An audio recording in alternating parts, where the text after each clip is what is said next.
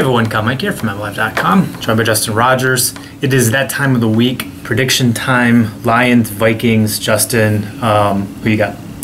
Low scoring affair. 2017, I have the Lions winning this game, and in my opinion, this is a true toss-up game. I think the teams match up well.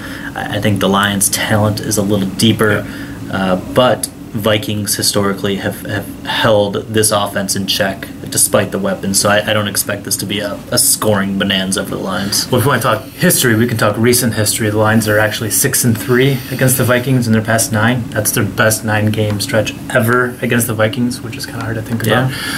And they swept them last year, so Lions have had their number. The Lions defense has definitely had the Vikings offense number the past couple of years. Glover Quinn with a couple of interceptions last year. Huge sack numbers from the Lions. Obviously no Sue, no Fairley, no George Johnson, who all got Bridgewater. But I like the matchup for the Lions too. I think the personnel fits up nicely for the Lions. I've got it higher scoring though, 31-27. And the reason for that is because I think shootout. I think Adrian Peterson bounces back, and I think Kelvin Johnson bounces back. And I think this is a very good week for the Lions offense. I mean, think about it. The Lions struggled so much last week for so much of that game and still scored 28 points.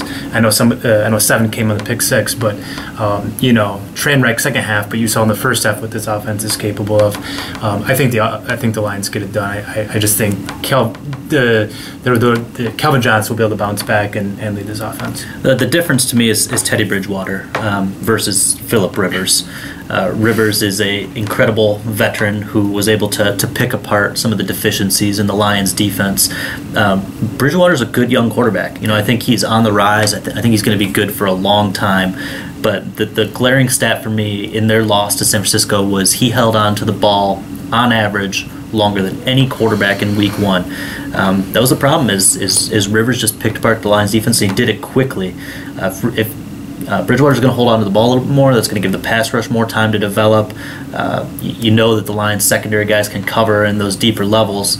And I expect it to lead to probably a turnover, definitely some more sacks, and I think that's going to be the difference. Can the linebackers cover? That's a big question to me, because I don't know if we saw that last week. And I think how the Chargers did it is something that the Vikings could replicate. I mean, 404 yards, I believe it was, for Phillip Rivers, 302 yards after the catch. The Vikings have some nice receivers. They can get things done, and Bridgewater is highly accurate.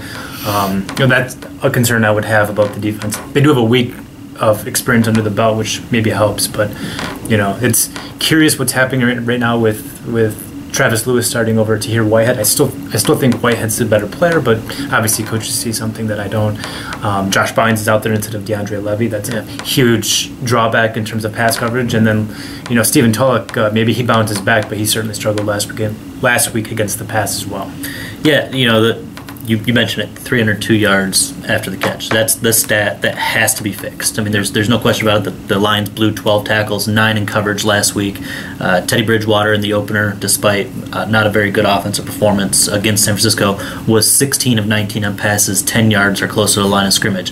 They're going to see plenty of that. If you watch the game on Thursday between, I know I'm going all over the place here, but Denver and Kansas City, Peyton Manning threw a ton of crossing routes, a ton. Every time his receiver caught it, a Kansas City defender was there popping him. That's what the Lions need. They need to make sure they make those tackles. You're going to give up the receptions. You're going to give up the 3 yards as if you would on a run play up the middle. But if you stop it for a short gain, then it can't have the damage that it had against San Diego. Yeah, three missed tackles for Stephen Tulloch, 3 more for James Ahadibo. You know that the Vikings are going to pick on those guys and see how they're bouncing back and how they respond to adversity. I think he'll get his, and I think the Vikings offense will click a little bit. I just like I expect Calvin to break out because he's too good. I think the same thing with Adrian Peterson. So I think the Lions defense will have its hands full 2 weeks in a row. I just think at the end of the day, the Lions offense has more talent, and it has way more talent, way more explosiveness than what we saw last week. And I think that will be, at the end of the day, that will be too much for the Vikings. It's a really good opportunity for them to establish their ground game. Minnesota's run defense isn't great. Their front seven's not great against the run. They weren't great last year. They didn't really upgrade too much. Carlos Hyde and the 49ers ran all over him. I think it was almost 6 yards per carry. Bell and Abdullah looked very good in the opener, and I think that tandem could continue to stay on track in this one. Everson Griffin might like the Vikings, but we like the Lions in this. We think they bounce back. We'll be all over it. For Justin Rogers, I'm Con Meinke. We're MLive. Keep her here.